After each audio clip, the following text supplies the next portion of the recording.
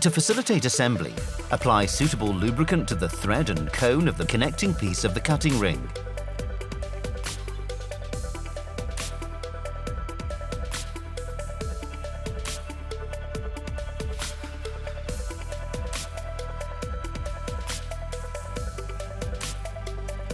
Guide the end of the tube up to the system into the screwed connection piece.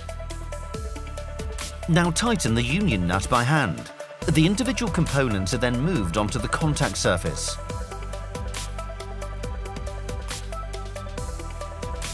VOSS recommends making markings on the union nut and the tube to check the stipulated tightening path.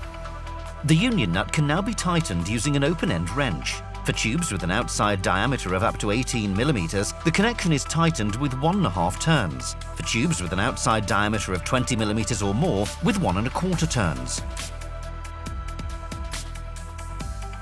During assembly, the screw socket needs to be held with a wrench.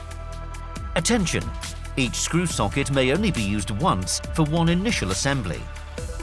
A visual inspection is mandatory after each pre-assembly. To do this, loosen the union nut and check the raised part of the collar. The cutting face must be at least 80% covered. The cutting ring is allowed to rotate on the tube.